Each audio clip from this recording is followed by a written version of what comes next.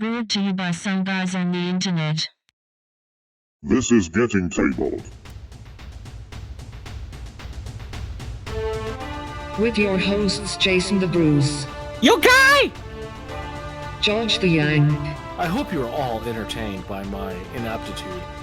Jason aka Major Socks. We've been doing this and talking about various stuff. One of the stuff. Now sit back, relax, and get tabled.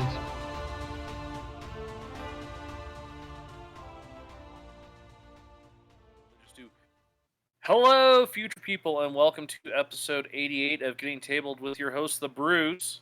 Hello, folks, and congratulations to George, because I think this is the first episode in a month that you've gotten the episode number right.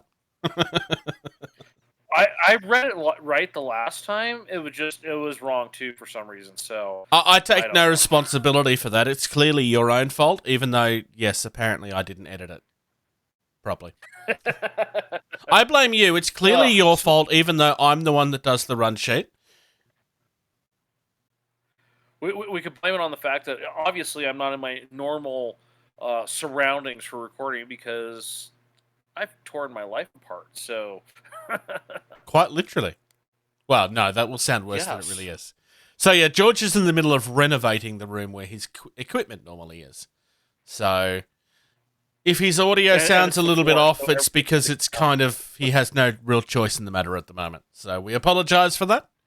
Newly received or noteworthy information, especially about recent or important events. All right, and we are starting off this week with TT Combat with some of the most glorious looking knights I think we've ever seen. We did see previews of a couple of these earlier in the year, because one of the two big shiny boys in the back of this picture was part of the Christmas calendar thing. I love these guys though. It's so cheesy in the best kind of way. I saw someone, they took the knight on the left. Yep. And they put an Eldar head on him. Yeah, I can see that. Yep. This is... Or it was like a signal or something, but yeah, it was... yeah. This is something that I think you could have a lot of fun with. The one on the left is very... I think that's the best of them. I mean, they're all good, but that's just... it's so wrestling.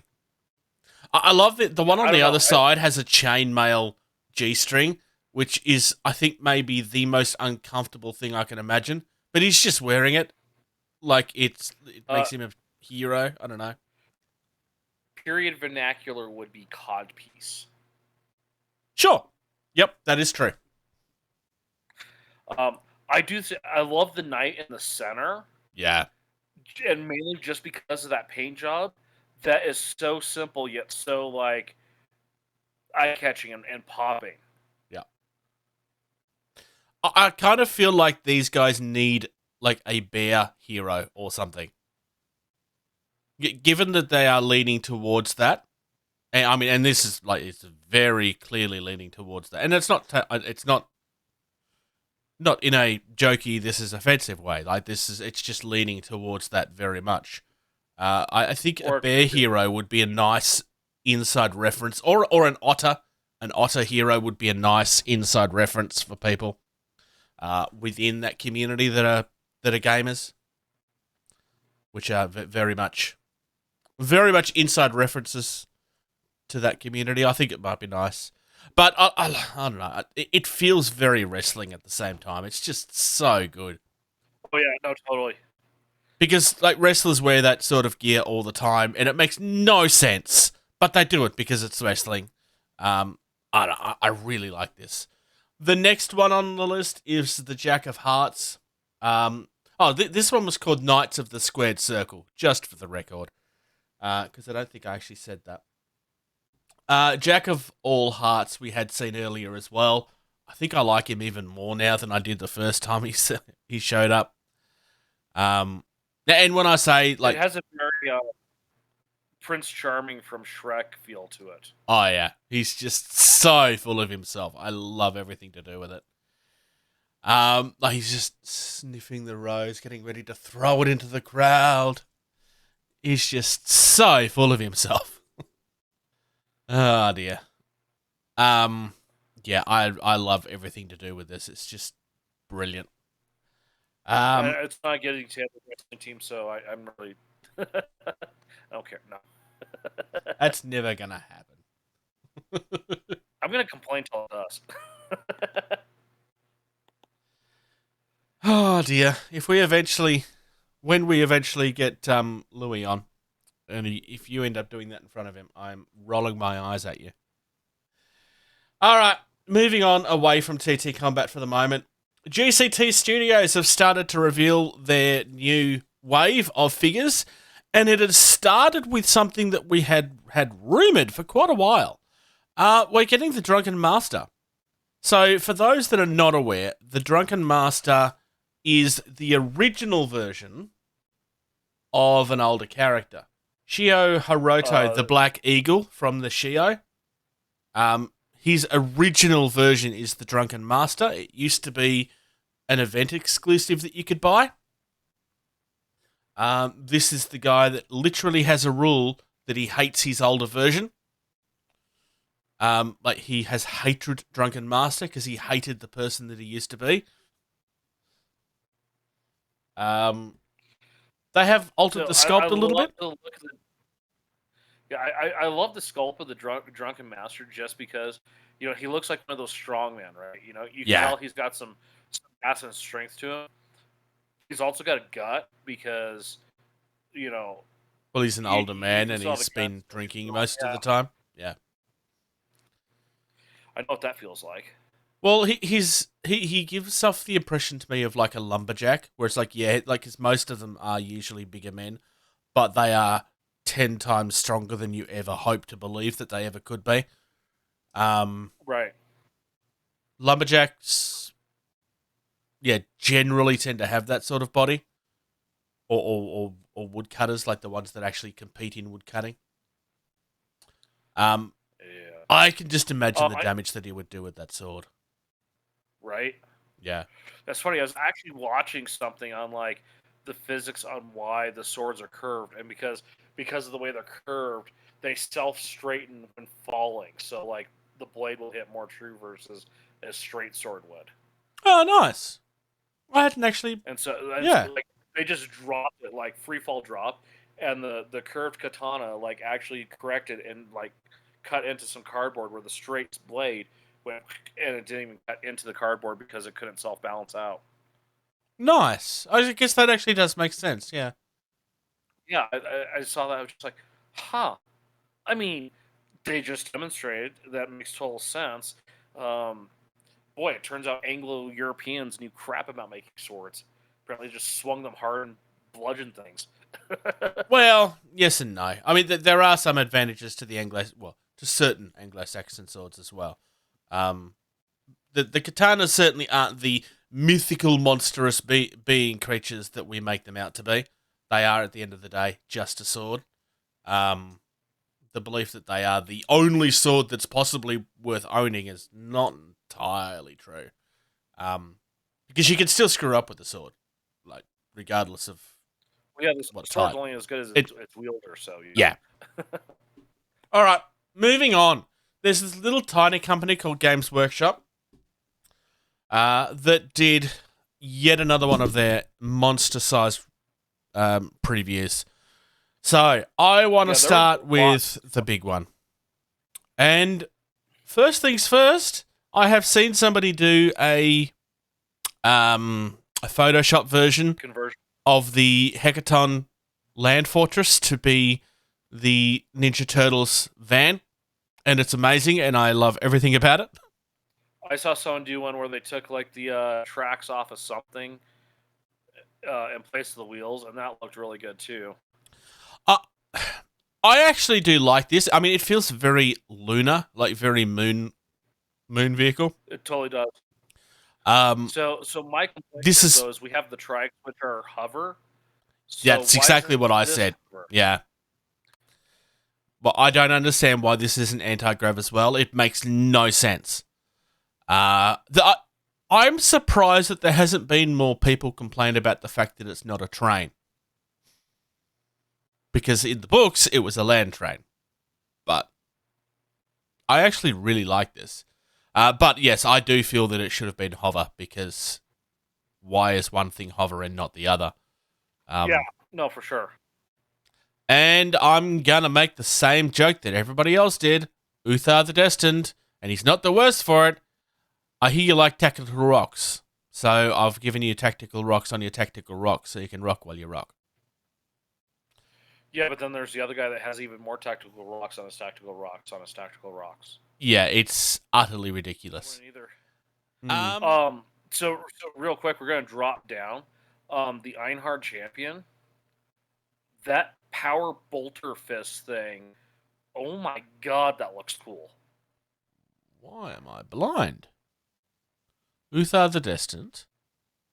Einhard champion. Oh, okay. I'm looking for Ironheart champion, and that's not what it says. Oh no, Einhard. It's. But but I was the left hand that. Yeah, I get it now. That looks like a massive like bolter power fisty thing, and I think that looks awesome. Yeah, that's probably my favorite of them. The other concern that I had early on was that for a long time it felt like all of the heads were the same. Yeah, we're definitely starting to see a difference in head style now for sure. Well, a lot of the heroes have their own individual heads now. I mean, Grimnir, for example, which is the one that's the terrible one. I'm sorry, but it's terrible.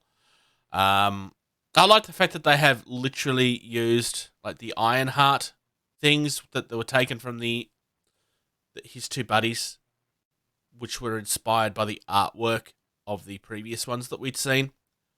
I really do like that they've stuck to their guns with how they look. I mean, yes, I know it's a little silly, but Warhammer is a little silly. Like, it's quite deliberately silly at times. I find it ironic how many people don't actually get that it's satire. But anyway. I don't like the hero. I think that hero looks awful. That's just personal. I just don't... Destined? No, Grimnir. Further down. Oh, the guy that's on tactical rocks upon tactical rocks upon tactical I think rocks with floating tactical rocks? Yep. And the tactical rock thing, I mean, is moronic, don't get me wrong. I don't have as big a problem with that per se, because you can shave that off. That's fine. Yeah. But I don't know. I don't like it. I don't like the sculpt at all. I like the head. I don't like that sculpt at all. It just doesn't... There's something missing there. It doesn't feel like it fits to me. I think the fact that he's got like a plain gloved hand sticking out is maybe part of the issue. Like, he's got this foreboding, cloak, over his face with a, very beautiful looking robe with, the symbology on it and stuff. You can see his armored boots. He's got his, his dwarf staff, and then his hand is just like, there's no lightning or nothing coming off of it, Yeah. And it's another one of these armies where we don't do psychics because psychics are bad. But this guy's a psychic, even though we don't call him a psychic. It's so overplayed in 40k at this point. Yeah. No, I'm not the first to make that comment either. I will say I do love the fact that, he has his own drones. Yes. Yeah, I really like the drones. It's nice to see another faction, take advantage of drones the way the Tau do. Well, they were also in the original art as well, so it makes sense that they're there. The one above that I kind of skipped over, I really do like, which again is another one with the drones. That I really do. It's just this. This is the only one in the entire thing that I honestly, I think it's horrible. I don't like it. Yeah. But you don't have to make everything good. The other one, the Mole Breaker Grenade, has one of the most devastating sounding things I've ever seen. He shoots this mortar into the ground. It tunnels through the ground and then comes up right in front of the enemy and explodes. Like, that is just a really cool sounding weapon. How long has it been since 40k did a new type of weapon that was actually that cool? I think the last one was the grav grenade that makes, like, crushes people. Not grav grenade, the grav gun. Or, like, increases the... But even that was kind of dull. That was kind of cool as the Volkite. Yeah. Where, like, as long as you kept hitting with it, it kept hitting people. You know, kind of like a chain lightning almost. Yeah. I thought that was kind of cool. That sounds like a really interesting concept. Sounds like a very dwarf concept, so I'm very on board with that idea. And yeah, it's a very dwarf concept, and realistically, I could see how that would be converted from mining technology, because all of their stuff is supposed to be converted from mining technology, right? So it makes sense in my head.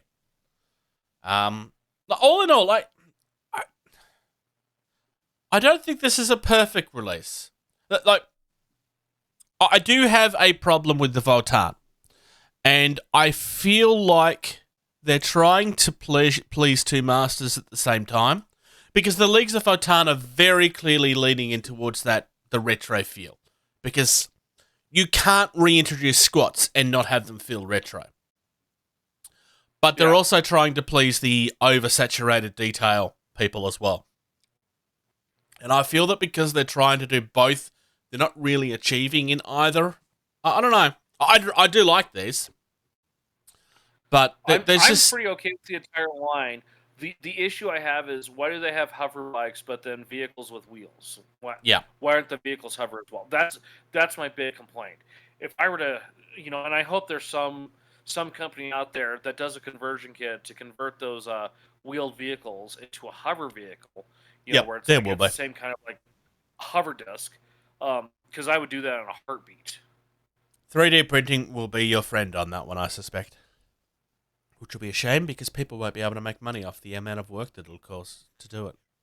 It's either that, or you're going to have to buy a second set of bikes and then destroy the vehicle trying to do it, which would just be a waste of the bike.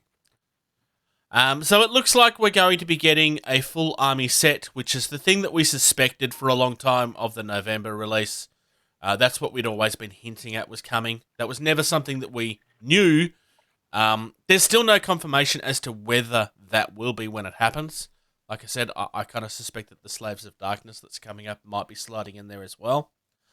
But we've also been previewed the Patrol Detachment, which is... That's essentially like the starter for the boxes that we get every time. Yeah, the 2 heroes, 2 squads, and the bikes. Yeah. And honestly, of all the 40k covers, I think Leagues of Votann have the best cover art at this stage. And by a significant amount, that's a really good piece of artwork. Yeah, it's very... I can't... The thing that just catches my eye, which is is the logo for the army, that the traditional dwarf runic face. Yep. And I'm just realizing down here in the roadmap it says autumn, which means it's going to be either November. So it's either going to be November or October. I would still suspect November then. So I take back my previous doubts. All right, moving on. The next one is a little bit more simple. We're going back into Age of Sigmar now. We've got a new hero coming for the Ogres. I honestly kind of really like this guy. He's covered in his hunting pelts and heads of dead creatures. He's the Blood Pelt Hunter. This guy is really, really good. It's just one hero, but it works. Hey, you guys! Yeah, yep, I could see that. He looks like Chunk from the Goonies, who he's quite frankly had enough and has grabbed a crossbow. So by the video that they've got, it looks like this guy's actually a mercenary too. Yeah, I mean, it is a great looking model. So I mean, I mean that in the most like humorous, Yeah. like culture call you could have. I mean, I think it's a really great model, looks wise. Yeah. I mean, you could very easily paint the Superman symbol on his little chest piece there. Or give him a tattoo. Give him a tattoo on his. Well, he had the Superman t-shirt on, right?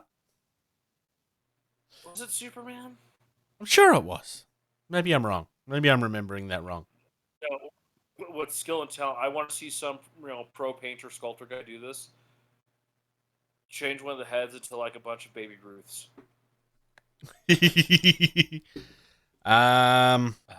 Goonies. We're gonna look this up while we're on stream. Oh, are we gonna look it up while we're on? Okay. It's a Superman t-shirt. I thought it was. Okay. With baby. Because he tears it off. All right, moving on. So, last year we got the giant, the really big kit that was stupidly expensive, and then offensively double the price in certain countries. So we tore into them about that, and we're getting an upgrade kit for that kit, because I hear you like kits, so now you can kit while you kit. This particular one looks amazing, though. So basically, it converts the giant into King Brod, which is one of the characters from the early lore of Age of Sigmar. It feels weird saying early lore for Age of Sigmar. It's not actually that old, but anyway. Right. I really like this kit, honestly, and I think the thing I like most about it are the imps.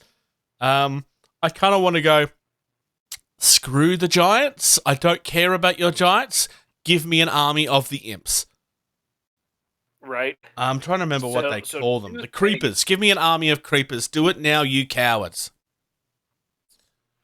Two things I love about this model is the fact that, one, the handle for his giant hammer, it is straight up just a tree. Yep.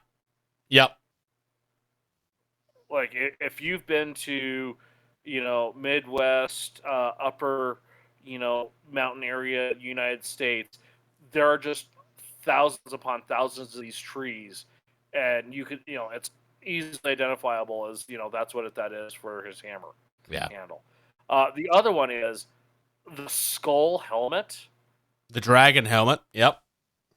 Yeah, like, that's just like, how big is that mini, right? And then think about, like, he killed something whose head was big enough that he can use the skull as a helmet. Yeah. I mean, that's love this. As much as I threw shade about the price of the big Gargant kit, mainly because I was all 100% buying that right up until we got ripped off on the price, and then I didn't bother. Yeah. Because it was like, oh, that's brilliant. I mean, I don't want to build an army of them, but I'd love to just do one. Wasn't it like 260 something Australian or something like that? I think it was either that or it was 300. I could look it up, but that's not really the problem I have with it. The problem that I had with it was that we were being ripped off compared to the rest of the country, and most people were already giving them shade on the fact that it was expensive in the UK, because it's like £200 in the UK from memory. Anyway, I will look that up. I will look that up, and we'll come back to it later. Next, we have the Slaves of Darkness that Bruce spoiled a little earlier. I did. Well, not really spoiled, because it's been out for a while. First of all, so Archon on the Chaos Dragon, where it had the three heads.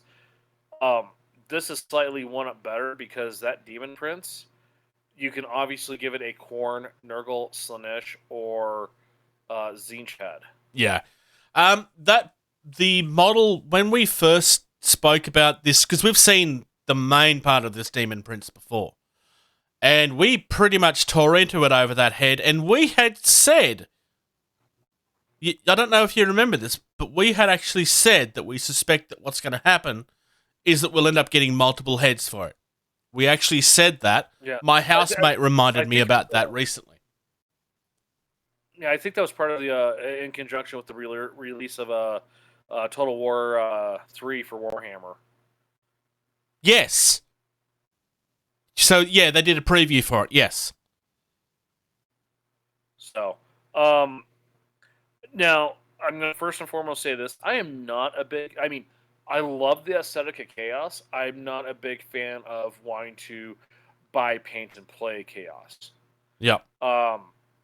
That being said, so the Demon Prince looks great. You got 5 head options because it looks like you just have a, Chaos United head. The chest piece on it looks amazing. We keep going down. We got some of the Knights. Those guys look amazing. Yeah, the new Chaos Knights are brilliant, definitely. and I think the new Chaos Knights are actually the highlight of the set. I would actually give it. I'm gonna say the beasts right below the Knights, the Minotaurs. Those guys look terrifying right there. Because we have a scale picture of all of them. Yeah, and they're 2023. Yeah, no, so I'm right. No, I'm right. It's November for the Votann. These are coming out next year. So awesome.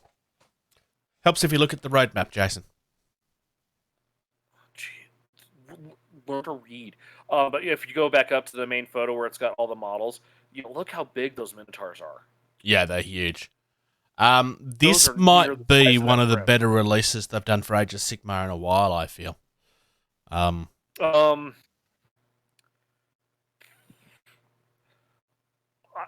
going to have to agree with that just because it is Chaos related. So it's not just this. You have the entire rest of the Chaos catalog you can pull in with it. Yeah. It's not like, Calderon Overlords where it's like shoving out this entire army in your face like, this is it. You have so much more.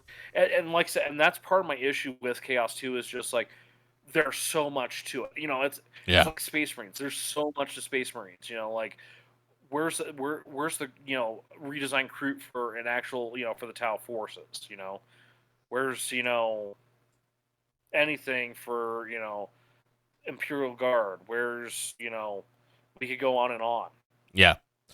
Returning to a previous point because I said I was going to look this up while we were discussing it. So the giant kit is 120.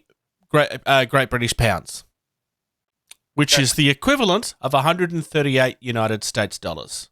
Guess what they're selling it for in the US? 160. $200 for you. Okay. So you're being ripped off as well. For Australia, it equates to $200, which is just the way it is. We're being charged. We're being charged $360. Yeah, so they've almost literally doubled the price of the kit. I knew there was $320. So I knew there was a reason. And for those of you out there that are like, well, just buy it from a third party because then you'll get a discount. That's not the point, and that doesn't help. That only encourages them to do it more. The reason Australia get ripped off, and I'm not sugarcoating this, we get ripped off. We don't get ripped off as bad as New Zealand. In fact, I might even look up to see what New Zealand's is, because they will have it even worse. Is because we let them get away with it for so long. Like, the fans down here just continued to put up with it. New Zealand is $380. They're almost $400. That's just ridiculous. So, yeah, I was remembering, something horrible and awful like that. So, but moving on. Yes, moving on. So they've Games Workshop proper has started doing Horus Heresy, which. Yep. So for those of you that have finally finished all of your models, you now have to buy them all again. Yeah. So for the longest time, that was usually an exclusively Forge World type thing, which I'm wondering if they're just going to merge Forge World in completely to Games Workshop, kill off Forge World, and everything's going to be under the one umbrella, name-wise. Well, that being said, I don't think they will. New Horus now. We'll talk more about the Do you have Forge any World thing in a minute. Yeah. And first thing first, I really hope they've done this like they did with the Forge World horse, where, yes, he's got his full little display base, and then he comes out onto a normal base for use. Because otherwise, if I were to have that, I would not put him on the base of all the skeletons and crap. That is useless, pointless, and stupid. Yeah. Apparently, the reason why this got started is because they felt like the original sculpt, which is not going away, apparently, it is going to stay, but they felt like the original sculpt wasn't corrupted enough because it was kind of more pre-heresy. So they've done him post-heresy, and apparently they're going to be doing this with all of the heroes now that they've finished the line. They've tried to make it sound like this was originally the plan. This is still Forge World, just for the record. This is not being moved over. This is still a Forge World model. Yeah, it actually does say it down below. Personally, I have very little positive to say about Forge World these days. They are not the industry top that they are made out to be, and I would argue that they're not even close. I would argue that there's at least 10 companies out there charging regular resin prices that are doing better work. I would put TT Combat on that list. There are others I would put on the list too, but I'm not going to sit here and list them all off. I would put anyone with a halfway decent resin 3D printer as being able to do better work than Forge World in some cases. I don't think that's entirely fair, because you don't get the resin. You don't get the 3D lines and stuff on it. Although a resin 3D printer does not have it as much. I've seen some 3D printers where doing resin where you get no lines. Oh yeah, that is possible. So, I actually think this new the new Horus people seem to have gotten that there are mixed opinions on it. Personally, I think this destroys the old one. Like, just purely based on the aesthetics of the model, I think this is much better than the old one. And the old one wasn't horrible. This is just so much better. Yeah. No, I think this is still a great looking model, except for the display base portion with all the skeletons on it. I think that's absolute crap. It's unnecessary. There's way better battlefield sceneries you could have done other than just a pile of skeletons. Yeah. And there's nothing on the video that seems to suggest it comes off. I suspect that's just going to be the way that it is, but I don't know. I suspect that if it was going to come off, they would have actually shown it. Yeah, well, I know most of the Forge World Primarchs I've looked at, they have the fancy base, and then they have the normal base to use in gameplay. So make no mistake, though, this has been designed for the game. Yeah, so yeah. And then finally, we have new Khorne Berserkers. There was a point in time where I really got tired of Khorne releases, and I was not shy about that. I had some very, very... this is before our podcast, though, but I got to a point where I was just, oh, great, it's more Khorne, and I was just insulting the company every time they did it. Not that I'm sure that they cared, because I was literally a nobody. And it was just privately in conversation. So, I mean, look, I will say this. Hey, you know how I made all of those complaints about how the Kroot should have been running and more active? Well, apparently they do know how to sculpt that, because here it is right here. But literally, this is what they should have been doing with the Kroot. And several others. But they've done it with the Khorne Berserkers because, yay. The kit looks good. It looks fine. It's more Khorne stuff. There is one particular guy that looks like Gabier or Seth has been turned. It looks like they've literally just cut his model. Like they've cut the backpack off the model, replaced it with a Khorne one. They've taken the head off and replaced it with a Khorne one. And then that's all they've done. It's literally the same pose. It's literally the same weapon. All they seem to have done is taken off the details and added new details. There's another one in here somewhere that's a spitting image of Khan the Betrayer too, where it looks like they've done essentially the same thing. So this is all going to be next year when we get the World Eaters Codex. I'm not excited for the World Eaters Codex. I know certain people are. I'm just not. I'm sorry. I don't really care about the World Eaters. And it feels like something that shouldn't have been done. There's way too many things out there that actually deserve attention, and yet you're doing more chaos so that there's... Chaos just feels so watered down for me right now because they've done so much of it. Yeah. I'm just not excited for the World Eaters at all. And I mean, at all.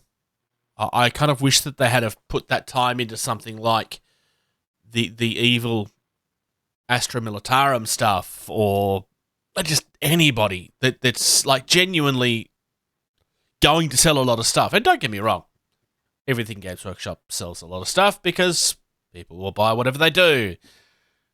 Yes, that sounded that way on purpose. I'm sorry, but there are people out there that support them when I feel they shouldn't. There's better stuff out there. And I mean by a long margin. I feel like there's a lot of Imperial Guard that could use a refresh and update. Yeah. Over more, Khorne Berserkers. And I'm sorry, but Khorne has gotten a lot of stuff over the last 10 years. Yeah, how many Bloodthirsters do they have now? 30? It feels like that sometimes. Anyway, moving on. Look, it's something I find frustrating because it doesn't seem to matter how long and how often it's said. It just seems like it just gets worse every time. And I will probably have the same conversation in 2 weeks when they release a whole heap of new Space Marine stuff again. Because it's exactly the same argument. At least there's 2 of them now, and not only the Space Marines, I suppose. But I'm just over it and bored with it. I think the highlight for this, as much as it pains me to say it, I think the highlight is the giant kit. Well, it's the giant kit in the Leagues of Votann, but the giant kit in particular really does stand out. As much as I have big problems with the price of that kit, the upgrade kit looks really good. I'm never buying it, but it looks really good. Yeah, for me, it's the Votann because there's a very good chance I might wind up with Votann. And like I said, I don't want to collect them, I don't want to paint them, I don't want to play them, but the Slaves to Darkness, those look really, really good. I have almost bought Slaves of Darkness a few times at this point, if I'm being honest. I actually do really like the Slaves of Darkness stuff. But if I was to do it, I'd probably be doing something fairly generic-y looking. But at the same time, I'm not doing it because I already have one 40k army. I don't want to. Not 40k. Age of Sigma. I genuinely, I don't want to. There's just no point. Moving on. Blacksite Studios have released some new kits, and they're all Wild West looking stuff. I'm starting with the Elysium Saloon. There is more than what I'm just showing here today. For those of you that are not aware, all of these kits come pre-painted. So all you're doing is putting it together, and it looks like this. I mean, you could definitely do more with it if you wanted to. I like the fact that they're doing the same thing that TT Combat have been doing, which is that like they're showing how big it is on an actual table. I really like this saloon. This saloon is really nice. Yeah, well, and I don't know what it is, but the Wild West terrain it hits me just in the right way, and it looks so good. I want it, and there's how many games that would utilize it really? Oh, there is a few. I mean, the obvious one for me is Wild West Exodus because, of course, it is. Right. But there's also there's quite a few indie ones out there as well. Yeah, I'm just Dead Man's Hand is the one I'm trying to think of, but for the stuff I have, yeah, you've already got a table. You've literally got a table full of this stuff. Yeah. The other one I wanted to properly, so no. The other one I wanted to touch on is the outskirts, just because this is something I haven't seen anybody else do. So in the Tomb Canyon outskirts, we have 2 buildings. We have one that's been completed, sort of. And then we have another one that's kind of half built. And you can build it one of 2 ways. So you'll notice in this initial picture here, we've got like this frame of a building that's not finished yet. And then further down, you'll notice that that roof goes over the top of the other one. So they're like half-finished buildings that are not ready to be lived in yet. And this is not something you usually see much in Wild West stuff, but it makes so much sense for the setting. There's also obviously the tents, which is, again, not something you really see done very often, but makes complete sense in the setting. Like, Wild West was very much always a work in progress. I really like this stuff. I love the show Deadwood. I have seen all of it multiple times. Really like the first 3 episodes of Deadwood right there. Yep. You have the completed building, you have buildings being built, and then you have guys, they're set up in tents because they don't have buildings. Yeah. If you haven't seen Deadwood, it's arguably one of the best HBO shows we've had. And probably a reason why HBO became one of the things that it is today.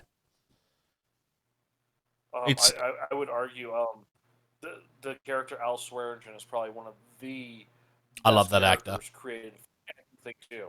Yep. The actor, it was the perfect actor for that part too. As we digress on this, you get to a point where it's like you just love to hate him so much. He's just such the perfect villain, and then he just does something to suck you in, and then you love him again, and then he's just a bastard all over again. It's so good. All right, moving on. Atomic Mass Games. I want to give credit for these images. These are, as if you're watching on screen, these are being shown off by Tales of a Tabletop Skirmisher. But we actually get images of the Sentinel. The images, for those of you that are not watching the video, are being shown off in front of the Hulkbuster and Dormammu to give you an idea of the size. I mean, these are big models. I would probably argue they're not in scale entirely. They feel like they're in scale for the movie versions. They're not the cities, the city-sized things that the comic versions were. I like the movie scale better. Yeah, I like the movie scale better than. Well, you can't do the comic. Well, I mean, the comics have different scales of them anyway. But like the literal giant-looking things, you would never get as a miniature, so it makes sense. Yeah, but like I say, I didn't like how big they were in the comic books. I thought they were too big. Yeah. I think the portrayal of the first gen ones with Peter Dinklage and were perfect. Where Logan traveled back. Yeah, I thought like that was a great size right there. Something that's like 2.5 times taller than a normal human. Yeah. Or mutant or whatever, I think they've outdone themselves with these. These are brilliant.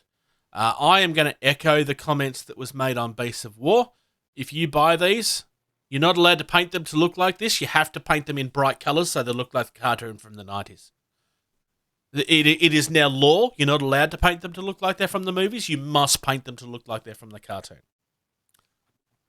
What if you paint them like they're from the cartoon and then throw a wash on them? Yes. As much as the gritty realism, I don't not like these. I mean, they look pretty. But for me, it's just a nostalgia thing, I think. It's just, it just hits home when you're getting like that, the brighter pinks and the brighter blues, and that's the iconic image for me. Also, by the way, I don't need more reminders about how good that Hulkbuster set looks. I don't need more models right now. All right, moving on. All right, we actually have quite a few previews coming. First and foremost, they actually do have their own dice sets. These are actually done by a company called Baron of Dice, Dice Baron. And he had been kind of petitioning to become an official supplier for them for quite a while. But moving on. So we have seen that hold ray before. We have not seen the bow chosen. These bow chosen look very pretty.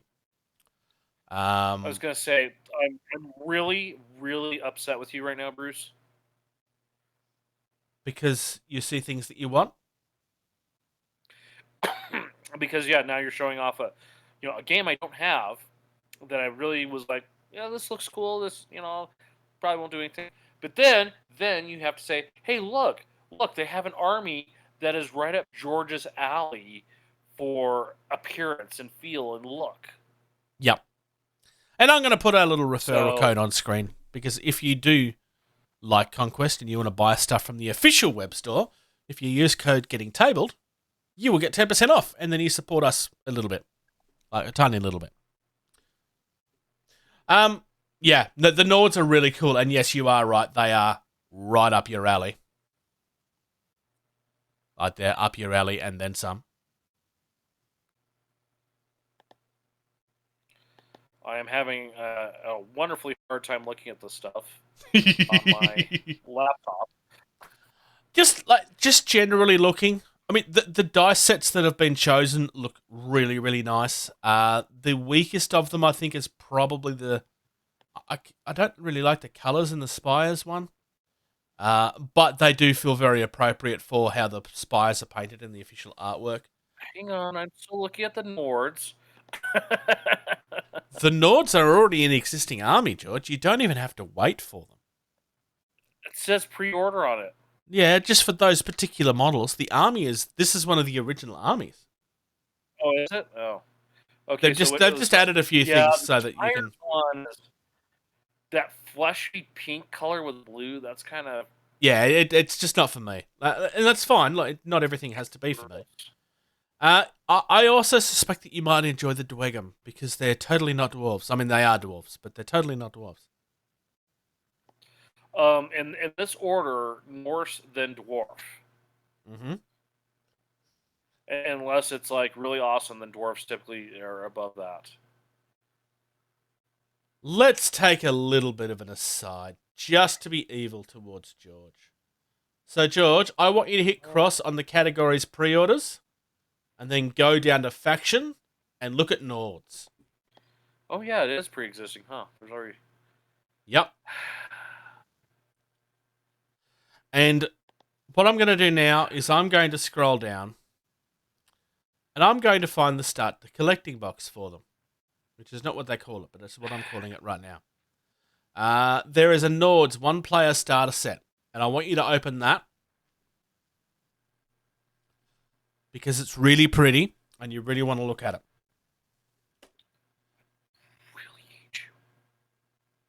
So, Conquest is a mass battle game, so it's going to be very much in line with the size of armies that you're building for Warhammer, and you're building for Age of Sigmar, and you're building for 40k. This is a starter set for them. So you're starting off with 2 lines of troops. You're getting one of their monster. So with the Nords, you're getting a lot of the feel of the Viking villains as well as the Viking heroes. So myth is mixed in with this as well. So you got your hero there in the bottom. You've got some of your, I'm just going to say they're ice giants, because I'm sorry, that's what they are. And then you've got some like berserkers there in the back. What do they call the guys in the front? Is it Huskars?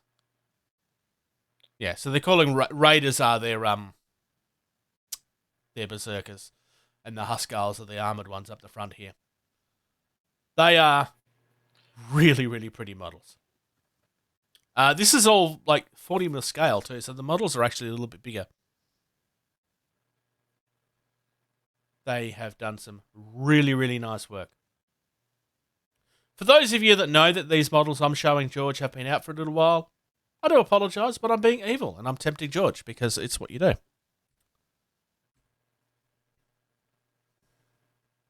And if you don't want to play the full mass battle game, there is First Blood. Be a good boy. You're welcome. All right, finally. Hate you. We are moving across to Traders Galaxy.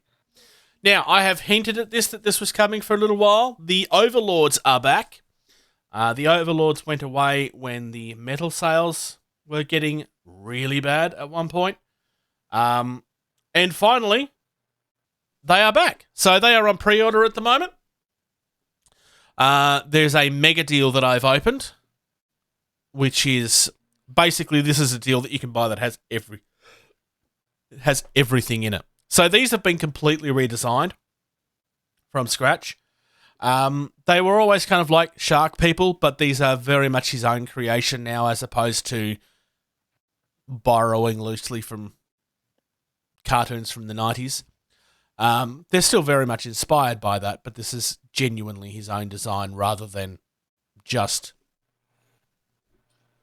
this guy from Heavily Transformers. The old ones were just straight up Nor. Sorry, Anthony, but they were. That's why I loved them. So these guys, there's even a shark with lasers, because it's a shark with lasers. And if you know why there's a shark with lasers, then you get internet points today. I really like the designs that's gone into all of these. Like, the designs on these are very, very, very pretty. I think the Hammerhead is my favourite of them. Not all of them are sharks. There is a couple of other things. Like there's Crocs. Yeah, there's one thing that looks kind of Kang-ish from TMNT. Yep. Yeah, the Overlords are literally like the bosses of the things.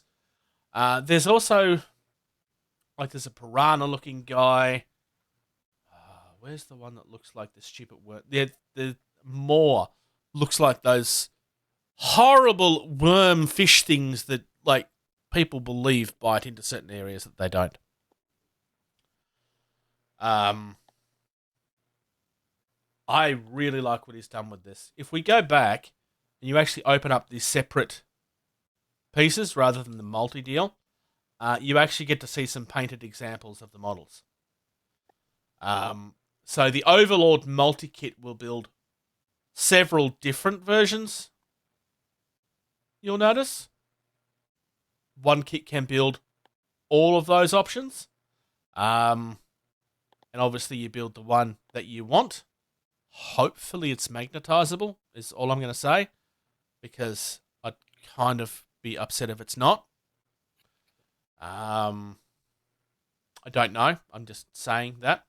Because the main body is the same. It's all the attachments on the face that changes. And the bottom bit. So it's going to be interesting to see how that turns out. And you've also got the option of buying what would normally be a starter set with Gorg's Gladiators, which gives you a painted look at some of the models as well.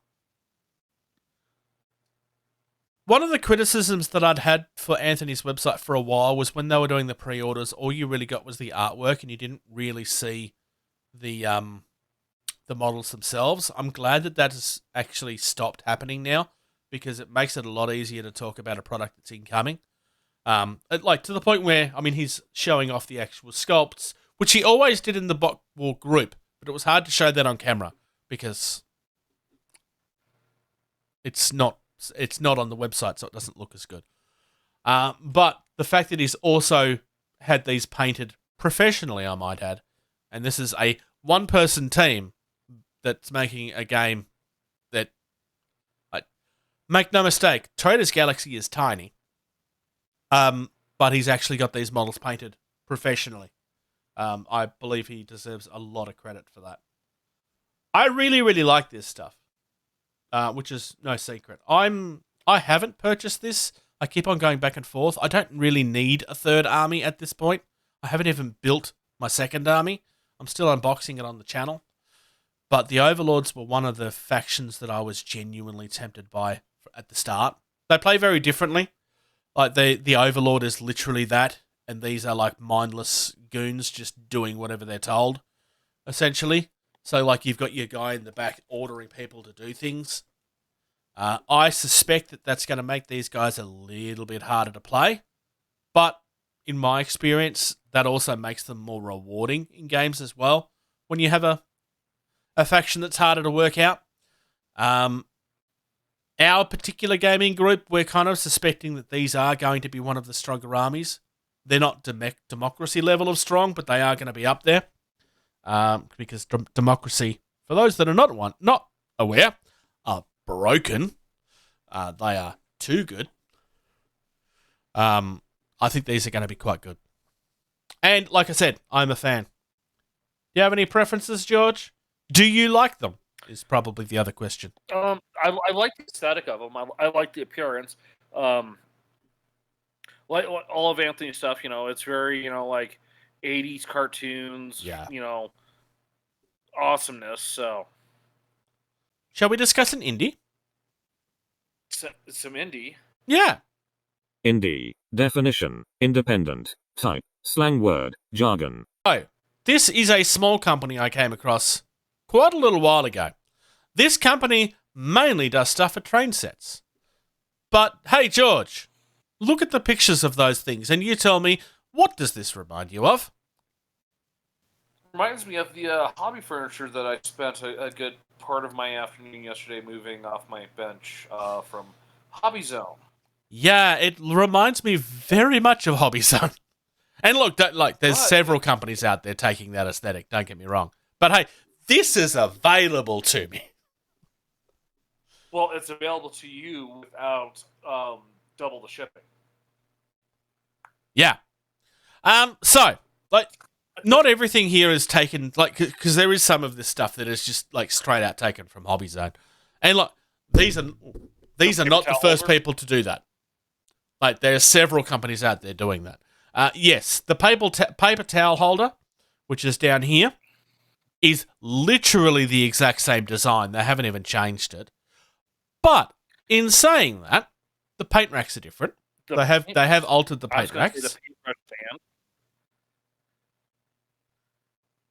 Just a little round paintbrush stand. Yeah, I quite like that. That's a nice.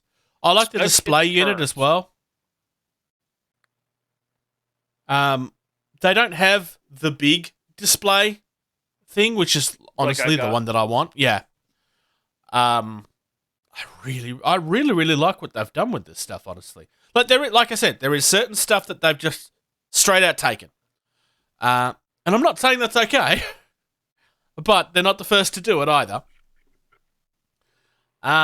This is also a very small, nothing company that most people aren't even going to know exists. And companies like this honestly, borrowing from each other is not new. I see them getting away with it too because, beyond this, what are the other affordable, hobby furniture, vendors near you that's affordable? The only one I can think of is Artie Station, and you got some of their stuff and you were not happy with it. So I didn't know. It's not that it was bad. It's just I wasn't happy with the way that it worked. It was a little bit clunky. There are other companies here. Back to Basics is probably one that I should cover, but they're all very much it's just they have a system that's kind of designed to all go together, but it's just the standard shelf displays. There's nothing else more to it. So it's not. It doesn't solve all of the problems. It's just a bunch of shelves for your paints. That doesn't make it bad. But if you're looking for a complete system, it doesn't solve that problem. I should probably, honestly, should actually cover them on an indie at some stage. Because I'm not saying that they're bad, it just doesn't solve the problem that I had. I have owned a lot of this stuff and it was really good. The only thing I will say is that if you're moving, they don't survive moving very well. But none of this stuff ever will. Yeah. This is kind of, this is a fairly straightforward. It's just a bunch of shelving. But I think they've recreated a system and made it their own really nicely. Well, and I think that the most important thing is, they've done it for their location. Yes. Because when it comes down to it, I found a U.S. distributor, where I was able to pay very reasonable prices for shipping. Yeah. If I was ordering directly from Hobby Zone in Poland, I would have paid quite a bit in shipping still, not as much as now. Yeah. But I still would have paid quite a bit in shipping. Because where we look at it's machines, well, not machine, CNC'd MDF. Yeah. MDF is heavy. There is no getting around it. It is heavy. Yep. And when you put that in a box, slap a label on it, and say, "Yep, blow this on a plane and fly it over," the parcel company's going to be like, "Oh, this is heavy. We're going to charge you this much more because it's going to count towards the maximum weight of the craft." So, especially when we're talking about an industry that's in trouble right now. And for all intensive purposes, from what I've heard, the shipping crisis is never going to go back to the way that it was. We are never going to go... Not. Well, for uncomfortable conversation time. I was having a conversation with somebody that works in that industry quite regularly. And the industry itself hadn't adjusted their pricing for decades. We are never going back to the prices that we used to get. Because, A, they've got no reason to. And B, that they were actually losing, apparently they were losing money on a semi-regular basis. Now, I don't entirely believe that's true, but I do believe that they will use that as an excuse to push. Because the way that we used to get stuff cheap all the time is because there's always leftover crates, and people knew that they could get those leftover crates cheaper, so that they would always push for those cheaper prices. That's not going to be happening anymore because there is no leftover crates, there is no leftover nothing. The shipping crisis have proven that they can get away with it, so they will. And I'm not having a go at that industry. This industry is one that has been needing a reason to do this for a while. And if that is the case, hey, I mean, for the customer, it sucks, but it's the reality of the world we live in, unfortunately. Again, going to be a problem for Kickstarter. It is. Well, not Kickstarter itself, the people that use it. Specifically big box gaming. The companies on Kickstarter that misuse it. Yes. And hey, if you do want to build a railway system, here's a quick look at the terrain that they offer. It's all out of scale for us, though, because it's all HO stuff, which is not really a very popular scale in wargaming, really. It's too small. But, moving on, want to talk about some hobby? Trim, glue, prime, paint. So, did you enjoy tearing your room apart? I did, because I was actually able to recatalog what all I have. What have you found? That's pretty much everything from the shelves. Awesome. So, some of it was binned because I don't need it. There's quite a few sprues in there that will probably go away. I'm going to reorganize the boxes that have unbuilt stuff in it and try to get that built and put into its more permanent storage. Yep. Which leads me into the second part of my hobby time. I ordered something today. Yeah. We talked about it on an indie. Was it the last episode? If you're talking about what I think you're talking about, then no, it's the previous one. Because I assume that you're talking about the MDF cases. Yes, so I got the mag mini case. With 3 trays for right at $100. Nice. Just one to try it out, see what it's like. Because here's my ultimate goal, right? Because there's a glass display case from IKEA that's very popular in the community for displaying models. Detolf, yep. Not just our community, Yes. but the action figure community too. Yeah. So if I could get one of those and have my stuff displayed on the trays that slide into that case, and then I have, say, maybe 3 of the cases. Yep. And then, I'm going to go play this, go to my display case, pull the tray that has those in it, put those trays into the carrying case, and then go. Which then could alleviate me from having, a case for every army. Whereas I display them all, I have 2 cases, and I can select what goes into the case. There are also companies out there that make accessories for those display cases to add more shelves to them. Yes, Which, if that's what you're going to do, I would be recommending, because there's like acrylic sets that you can like insert into the boxes essentially. Yeah. Which I think would help you a lot. If I could have a nice display case that had my models on these magnetized trays, and I could grab the magnetized tray, stick it in this one case, and then go play instead of, which box is it? Where? Oh, it's the case on the bottom. Have to pull out all the other cases. So this is, I'm improving my house. Is the reason why I'm doing the floor. But doing this whole thing is just like, ooh, I've got a lot. Now I've gotten a lot more board games here in the last couple of years instead of just minis. So a lot of that is boxes on shelves. Can't get away from that. But for the miniature gaming stuff and anything, I'm going to, like I said, got one of those cases on the way. I'll do a little video of it, an assembly. And then if I have space, once I've got everything organized for one of those IKEA cases with all the shelves, I will probably wind up getting a lot of those magnetic trays and just have 2 to 3 of the MDF cases to load up and go with. Yeah, no, that makes sense. That makes sense.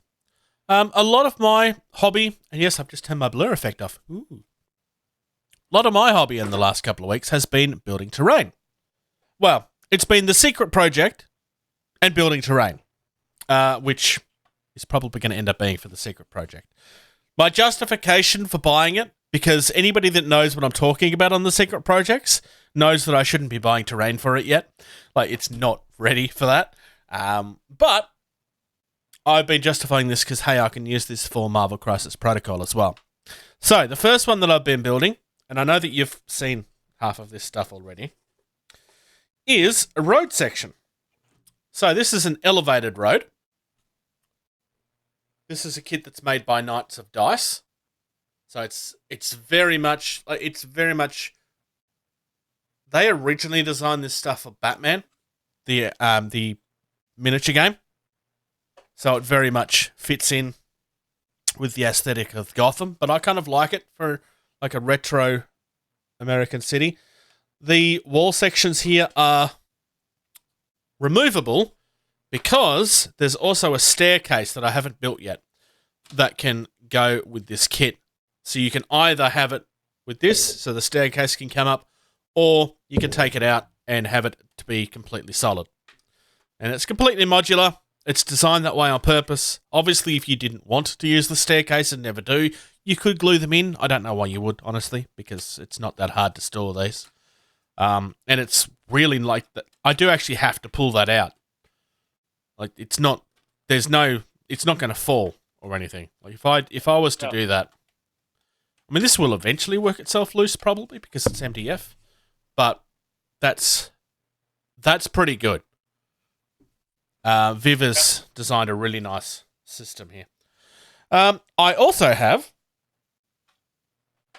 because again, secret project, justification, I've got some ruined sections for the end of that. Yeah, I really, really like this. How much do you know about the world that I'm creating? I don't want to say too much, but I don't know how much... I think I have an idea. It sounds like it's like almost an 80s, 90s dystopian kind of thing. Yeah, I mean, it's certainly not. It's certainly not an apocalypse or post-apocalypse, but it's very much a worn city. The rest of the country is essentially deliberately. It's kind of like deliberately been shut off from everywhere else. So, like, all of the highways and stuff outside of the area have been. Detroit. It's like what? It's like Detroit. That is one of the inspirations from it, but more so Detroit from RoboCop, which is even worse. The other one I have been building. For any listeners who live in Detroit, I do feel for you in the state of your city. I've seen some of the real estate pricings, and it's appalling what they've allowed to happen there. Yeah, it was shown off on Top Gear quite significantly. So this is 1889 Magnalia Avenue. I don't remember that. Anyway, it's a building. This is one of the smaller ones. Magnolia, thank you. Or Magnola, maybe. So this is, again, it's very 80s in its aesthetic. This kind of, it gives me the feel of Sesame Street. Because I want there to be a garbage bin right here with a little green face popping out of it. And in fact, now that I'm saying that out loud, I think I'm going to do that. You might be able to get away with it too, because a lot of stuff. It wouldn't fit. It wouldn't fit in the world, but I don't really care. Just like how I'm eventually going to have a blue phone box in there somewhere, and I don't care that it doesn't fit. Hey, I know a guy. He did the Hello Kitty Space Marines. So.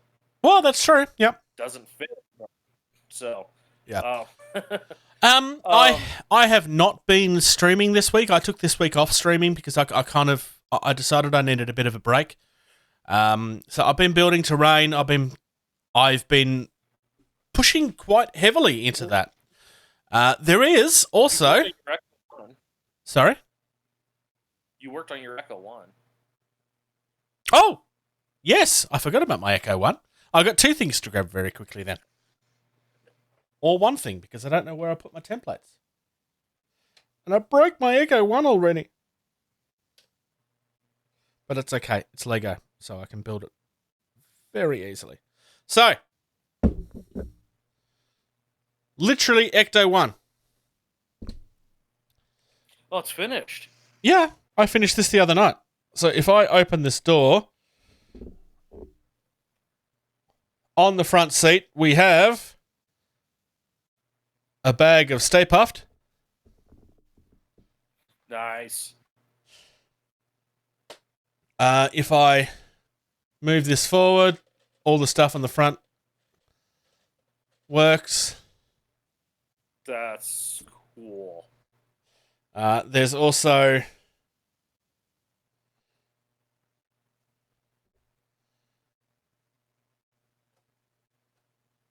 you've got the gunner seat that doesn't quite turn around by itself all the way. It's supposed to, but it doesn't. So you do kind of have to manipulate it back into place. And I'm going to... The door opens the way it should. If I pull on that, I'm not going to do it all the way because it's going to end up going over the ground. You can see that the little trapdoor opens for the remote. For the remote trap. This is a really good kit. You can either build it this way or you can add all of the rust stickers onto it to make it look like the one from Afterlife. Obviously, because I'm a classic fan, I don't want the rust on mine. I'm blown away at like the level of detail that they're doing with some of the Lego bricks. Yeah, it's absolutely insane. I know a guy, he had the Lamborghini. Ooh, I can't remember what model Lamborghini it was, but it was a Lamborghini Lego kit that was signed off by Lamborghini. And, like, it legitimate had a gear shifter that changed the gears for, the powertrain. So you could spin the wheels, and that would cause the engine to turn over and the pistons to move. And depending on how you had the transmission, would determine, like, how much faster the wheels would spin based off of how everything was moving, because it was a legitimate transmission. Yeah. Okay. Like, I am going to show off the other thing that I got in the last fortnight, and I know that me doing that probably shows you what this is, because I know that you've seen the pictures of it. Oh, I've seen it. I've seen it. I am deliberately being vague about a lot of what I'm talking about with the secret project. This is going to give away probably the biggest part of what this is, but I've also had these created. These are custom templates because the way that they are going to work does not match with any of the other templates that are on the market right now. So I've had to get my own designed. Because if it works the way that I want it to work, then they need to be custom. I've done a little bit of testing of how they are supposed to be used on those road sections, because the road sections are to scale with what I want the scale to be, and it works. I can't say too much more about that because it's not ready for the world yet. But our Patreon get access to pretty much all of the discussion of what's going on there, so they already know what I would be saying. It's not what it's going to be yet, but I've gotten a lot further with this than I was expecting to in, what's it been, 2 months? Since I actually sat down and actually maybe 3? I think 3 is a closer estimate, but yeah, you've gotten quite a bit done. Yeah. I mean, it's not a game yet, but yes. There you go, there's your big hint. But it's a lot closer along than what I was expecting it to be. This more than anything else, and this is a conversation I will be having. Hey, Bruce, real quick, I'm going to say this to throw shade for the purpose of throwing shade. You're probably further along in design of this game than Mythic is on some of their game designs. Which is concerning. There is a possibility that a conversation about this may actually be leading to me talking about it a little more elsewhere. But I don't know if that's happening or not. I know that the conversation is happening behind the scenes, so I guess we'll see. But basically, the one thing it has shown me, I've never been one of these people that's like, oh, game design must be so easy. And I know that community is out there. I know that there's people out there that say that stuff on a regular basis. But more than anything else, this has really shown me how much work goes into some of this stuff. And honestly, the game designers deserve a lot more credit than some people give them. It's really, really hard. Now, obviously, I'm also dealing with this for someone that's coming from it at the first time, so maybe there's an added level there, but still. I'm gonna throw out a name. He's a game designer, Matt Leacock. Yeah. Is it Leacock or Leapcock? Anyways, I'm sure you've played one of his games, Bruce. I'm sure you've been annoyed and tormented and, lack of better words, pissed off by one of his games. Right. The Forbidden series and Pandemic. Oh, yeah. Okay. Yep. Right? Brilliant games. Forbidden Desert, Forbidden Island won Mensa Awards, for crying out loud. Like, this is, the Genius organization saying, these are really good games. Mm. And this is, they're well designed, super easy to learn, super easy to play, harder than hell to win games. Pandemic especially. And I haven't played the other two, but Pandemic I know very well. It's a nightmare to play. In the best way. Not to promote something else, but Will Wheaton's he had a YouTube show called Tabletop. I missed that show.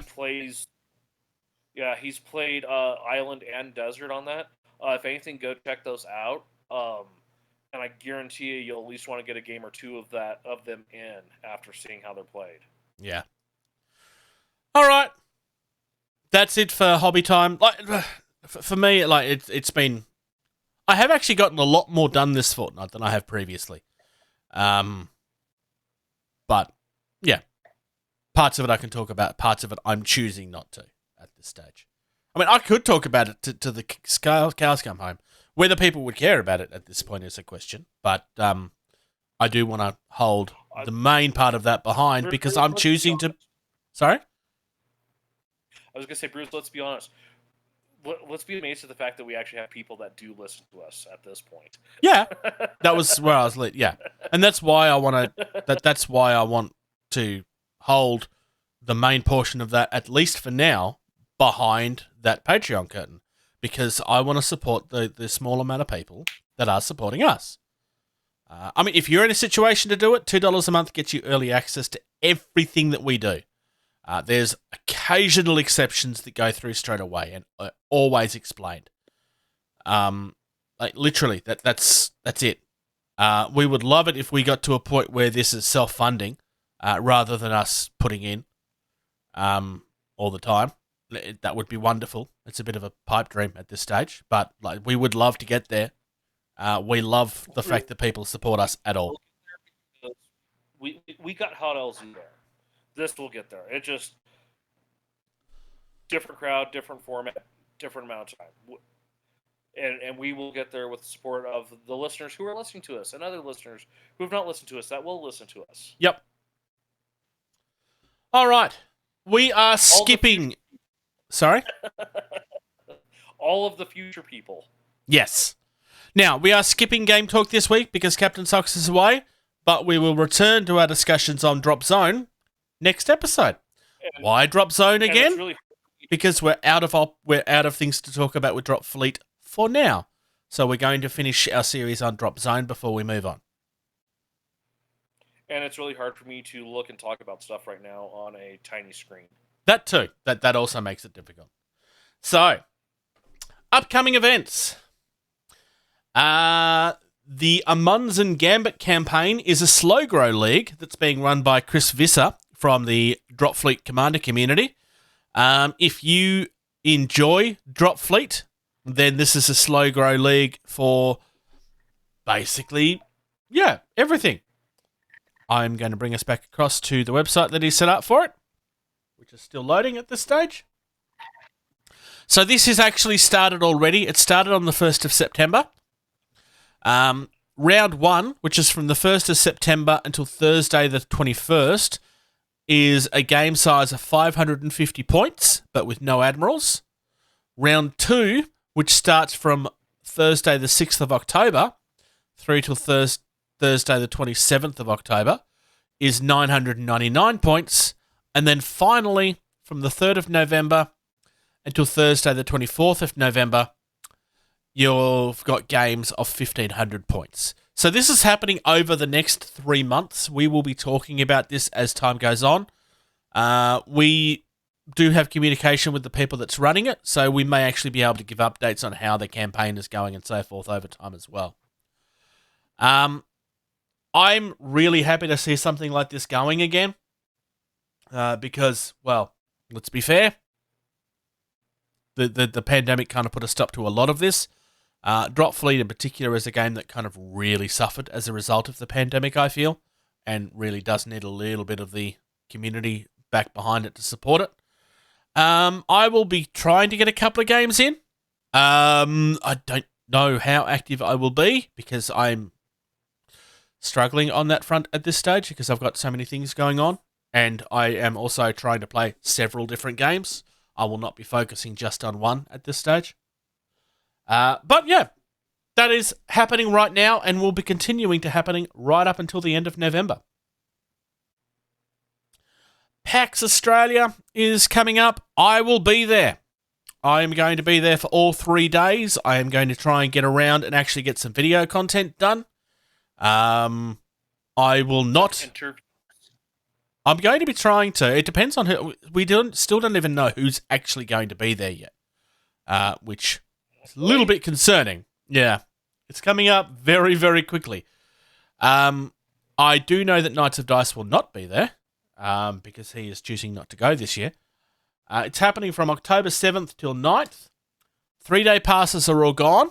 The Saturday passes are 90% gone. If you haven't brought one, you should be buying it within the week, because if you don't, you will not be going on Saturday. Saturday is the busiest day. That's why that's the day that's selling out fast. This is why I've been telling you this for weeks at this point. What? I know, right? Why don't they just make new tickets? Because they try not to overcrowd the floor. Because it's the one thing that annoys people about cons is there's always too many people. So they do limit the number of sales that they will do to try to prevent it becoming a problem. It's one of the things I like about PAX that some of the organisations don't do. PAX Unplugged is from December 2nd till 4th. Yeah, so that's coming up. If you see me on the floor, come and reach out. Come and say hello. I'm more than open to that. If you catch me filming, keeping in mind, I will be doing the public filming thing for literally the first time So try to have a bit of respect there if you can. But like, if you see me out on the floor, by all means, come and say hello. I'm more than happy to chat. I would love to chat with anybody. And if you are running things, reach out and let me know, because I would love to organise to get some time with you. Whether that's just a quick 5 minutes, having a chat about what you're up to and then commenting on it later, or if it is something that's appropriate, maybe trying to do a quick interview, we'll have to see. I do have equipment ready. I've got a microphone on the way. So, yeah, because I can't take this with me, obviously. You can't? No, it's not really designed for that, I'm afraid. Well, why don't you get one of those guys to walk around behind you with like a big boom arm like this, and I'm gonna have a microphone that I hold in my hand so I can do this like a wrestling interviewer, and it's even got a little plastic thing that I can clip on it. So I need to get a sticker done with our logo so that we can actually look like we're professionals. I'm trying to make this look good.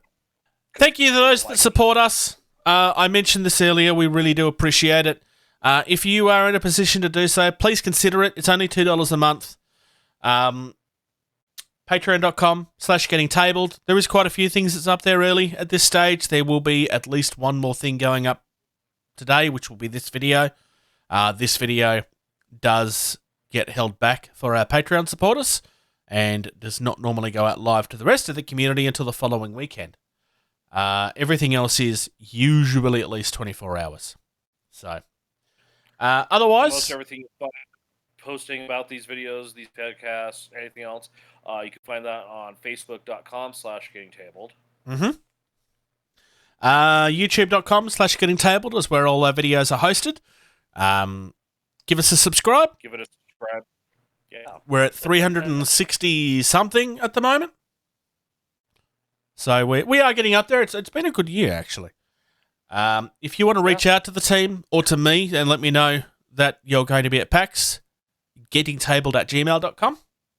Or if you just got questions, you just want us to cover something, just reach out. Oh, yeah. Yeah, ask us questions, yeah. Twitter and Instagram @gettingtabled. Yep. Just @gettingtabled. Literally. It's almost like we have a theme going. The website is gettingtabled.weebly.com. And finally, I will be returning to Twitch tomorrow night. So twitch.tv/JasonTheBruce. It'll be at 7 p.m. local time. I am going to be building terrain tomorrow night. So that is the plan. I will... If people ask, I will be talking about the secret project a little more. I will be holding stuff back, but I will at least... I'll be willing to talk at least about what the idea is and how the game is supposed to work. Because, yes, it is a game that I'm working on. So, come along. Come and chat. And hopefully I won't be talking to myself. Thank you. Thank you. Thank you. Thank you. Thank you. Thank you. For listening to Getting Tabled. Music used in this podcast was created by Eric Matthias at soundimage.org.